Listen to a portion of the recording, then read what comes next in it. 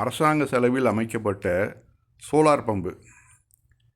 இந்த பம்பு வந்து தலித்துகள் யூஸ் பண்ணக்கூடாதுங்கிறாங்க. யார் சொல்கிறதுங்க? பிராமின்ஸ். அந்த அமைச்சது எல்லா வேலைகளும் செஞ்சதெல்லாம் இந்த தலித்துகள் தான்.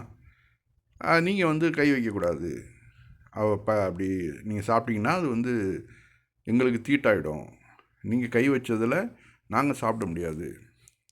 அதனால் நீங்கள் வந்து இதெல்லாம் யூஸ் பண்ணாதீங்க அப்படின்னு தடை பண்ணுறாங்க. இவங்க வந்து கவர்மெண்ட்டுக்கெலாம் எவ்வளோ அப்ளைலாம் பண்ணிட்டாங்க, ஒரு பலனும் கிடையாது. நாம் வாழ்ந்துட்டுருக்கிறது 20ஆம் நூற்றாண்டு, 21ஆம் நூற்றாண்டு, 22ஆம் நூற்றாண்டுலாம் சொல்லிக்கிட்டு இருக்கிறோம். அறிவியலில் நம்ம ரொம்ப முன்னேறிட்டோம்லாம் சொல்லி பெருமைப்பட்டுக்கிறோம். சோலார், அதாவது நிலவுக்கெலாம் நாம் சேட்டலைட்லாம் அனுப்பி மிகப்பெரிய அறிவியல் மாற்றங்கள்லாம் செஞ்சிட்டோம்.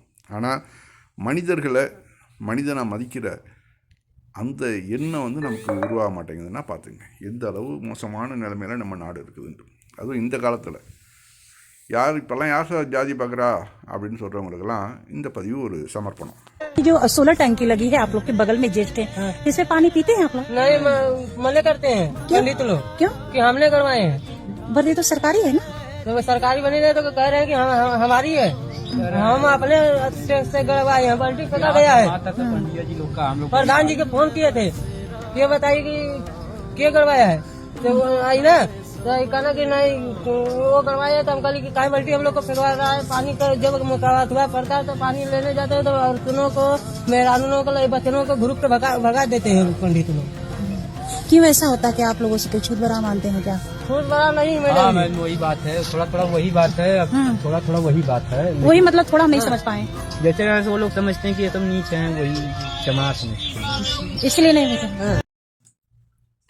இஸ்லாம் இந்த அளவு இந்தியாவில் பரவியதற்கான உண்மையான காரணம் என்னங்கிறது இப்போ அவங்களுக்கு தெரிஞ்சிருக்கும். மற்றவர்கள் சொல்கிறது மாதிரி வாளாலோ அல்லது பணத்தாலோ இங்கு வந்து மதம் மாறவில்லை. இது மாதிரியான கொடுமைகள் அந்த காலத்தில் இதை விட அதிகமாக இருந்ததனால்தான் ஒரு வடிகால் ஏதாவது கிடைக்காதான்னு ஓடி போய் இஸ்லாத்தை நோக்கி ஓடினார்கள். அப்படி வந்தவர்கள் தான் எங்களுடைய முன்னோர்களும் கூட. இப்போ வந்து குறை வந்து யார்கிட்ட இருக்குதுன்னு பாருங்கள். குறை வந்து இஸ்லாத்துலேயே இருக்குது? இல்லை, இந்து மத நடவடிக்கைகளில் இருக்குது. இந்து மதத்தில் இல்லை, இந்து மதம்னு சொல்லி அதை ஃபாலோ பண்ணுறாங்கல்ல ஒரு சிலர்கிட்ட. பக்தர்கள் 11,000 லிட்டர் பாலை டேங்கர் லாரி மூலம் நர்மதை ஆற்றில் கொட்டியுள்ளனர். பாலை ஆற்றில் கொட்டுவதால் ஆக்சிஜன் குறைந்து மீன்கள் பெரும் அளவில் இறக்க வாய்ப்புள்ளது. மத்திய பிரதேசத்தில் ஆன்மீகம் என்ற பெயரில் அரங்கேறிய ஒரு செயல் தற்போது இணையதளங்களில் பெரும் விவாதத்தை கிளப்பியுள்ளது. தங்களது வேண்டுதலை நிறைவேற்றுவதற்காகவும் ஆற்றில் உள்ள மீன்களுக்கு பால் புகட்டும் விசித்திரமான நேர்த்திக்கடனாகவும் பக்தர்கள் 11,000 லிட்டர் பாலை டேங்கர் லாரி மூலம் நர்மதையில் கொட்டியுள்ளனர். ஆற்றில் வெண்ணிற அலைகள் எழும்பி ஓடிய இந்த துயர காட்சி பார்ப்பவர்களை ஒருபுறம் வியக்க வைத்தாலும் மறுபுறம் இயற்கை ஆர்வலர்களை கொதிப்படைய செய்துள்ளது. நன்னீர் நிலையில் இவ்வளவு பெரிய பால் கலப்பது ஆற்றில் உள்ள ஆக்சிஜன் அளவை முற்றிலுமாக குறைத்து அங்குள்ள மீன் உள்ளிட்ட நீர்வாழ் உயிரினங்களை மூச்சு திணறச் செய்து ஒட்டுமொத்தமாக அழிக்கும், சுற்றுச்சூழல் பேரழிவை ஏற்படுத்தும் என விஞ்ஞானிகள் எச்சரிக்கின்றனர். இதை சொன்னால் நம்மை தேச விரோதி என்பர் சங்கிகள். அது இஸ்லாமியர்கள் குர்ஆனில் என்ன சொல்கிறாங்கனாக்க, உண்ணுங்கள் பருகுங்கள் எனினும் வீண் விரயம் செய்யாதீர்கள், ஏனெனில் இறைவன் அளவு கடந்து வீண் விரயம் செய்பவர்களை நேசிப்பதில்லை. குர்ஆன் 7:31. நம்ம நாடு மிகவும் ஏழ்மையான நாடுங்க. இங்கே வந்து குழந்தைகள் பால் இல்லாமல் எத்தனை பேர் ஊட்டச்சத்து இல்லாமல் சாகுறாங்க. மதிய உணவு திட்டத்தில் 2 லிட்ரு 3 லிட்ரு தண்ணியில் 1/2 லிட்ரு பாலை கலக்கிறாங்க.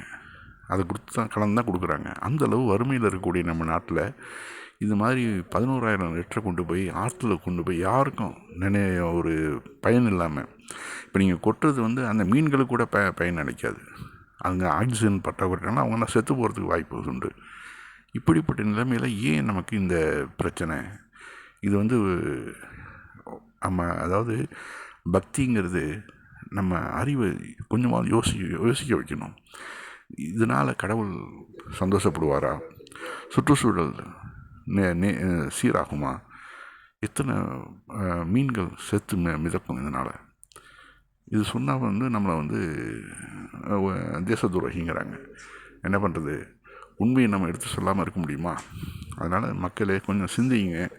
இது மாதிரியான பாலை வந்து நீங்கள் கொண்டு போய் ஏழைகளுக்கு கொடுங்க.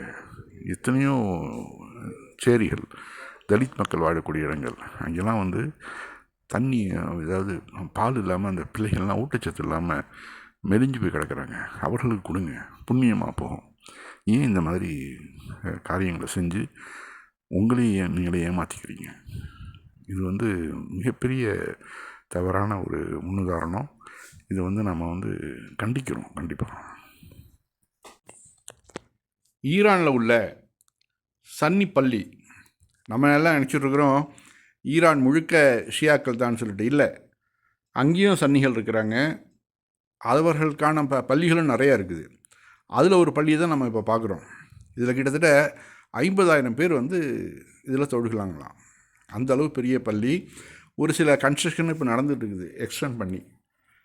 ஆக அதே மாதிரி தான் நம்ம சென்னையிலையும் பார்க்கலாம், ஷியா பள்ளிகள் நிறையா இருக்கும். ஒரு பிரச்சனையும் இல்லை. அவர்கள் வந்து எல்லாருமே ஒரு இறைவனை தான் ஏற்றுக்கிறாங்க. நபியை வந்து முகமது நபியை தான் ஏற்றுக்கிறாங்க. ஒரு சின்ன பிரச்சனை, அந்த கர்பலாவில் நடந்த யுத்தத்தினால ஒரு சிலர் வந்து கொஞ்சம் விலகிட்டாங்க.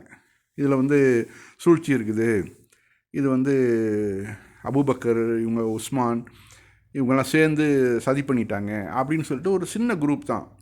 மற்றபடி அதில் பிரிஞ்சதில் அவர்கள் வந்து பெரும்பான்மையானவர்கள் வந்து நாம் எல்லாம் என்ன ஃபாலோ பண்ணுறோமோ அதுதான் ஃபாலோ பண்ணுறாங்க. குர்ஆன் அவர்களுக்கு எல்லாம் ஒன்று தான். ஒரு சில விஷயங்களை மட்டும் அவங்க சேர்த்துக்குவாங்க அந்த குர்ஆனில். அது வந்து ரொம்ப குறிப்பிட்ட ரொம்ப குறைச்சலான பகுதி தான். அங்கே பாருங்கள், அந்த பள்ளியோடைய வீடியோ காட்சி தான் இப்போ நம்ம பார்க்குறோம். எவ்வளோ மிக சிறப்பான பள்ளின்னு பாருங்கள். இப்போ ஷியா வந்து சன்னிகளை வெறுக்கிறாங்கன்னாக்க இவ்வளோ பெரிய பள்ளி அவங்க வந்து கட்டியிருக்க வேண்டிய அவசியமே இல்லை. இப்போ ஒரு பள்ளியே இவ்வளோ பெருசு இருந்துச்சுனாக்க அப்போ ஈரானில் வந்து இன்னும் எத்தனை பள்ளிகள் இருக்குன்னு பார்த்துங்க. இப்போ பஹ்ரைன் எடுத்துக்கிட்டிங்கன்னா அங்கே வந்து பெரும்பான்மையான ஷியாக்கள், சன்னிகள் ஆட்சியாளர்கள் பிரச்சனை இல்லாமல் தான் ஓடிட்டுருக்கு. இப்போ வந்து அது கன்ஸ்ட்ரக்ஷன் நடந்துகிட்ருக்குது. இப்போ அது இன்னும் கொஞ்சம் நாள் அது முடிஞ்சிடும். அது ஆக இப்போ நம்ம சன்னி முஸ்லீம்கள்லேயே வந்து தர்கா வணக்கத்தில் வெறும் தர்காவுக்கு மட்டுமே போகக்கூடியவங்க, 5 வேளை தொழுக மாட்டாங்க. நாகூர் தர்கா கதின்னு கிடக்கிறவங்க எத்தனையோ முஸ்லீம்கள் இருக்கிறாங்க. அதுக்காக நம்ம வந்து சன்னி முஸ்லீம்கள் எல்லாருமே தர்கா வணங்கிகள் நம்ம சொல்லுவோமா? கிடையாது. அதே போல் தான் ஷியாக்கள்லேயும் ஒரு குறிப்பிட்ட பகுதி, ஒரு 10% 15% தான் ரொம்ப எக்ஸ்ட்ரீமாக வந்து அலிக்கு வந்து ரொம்ப முக்கியத்துவம் கொடுத்து அலியை வந்து ரொம்ப உயர்த்தி பேசிக்கிட்டு இருக்கக்கூடியவங்க.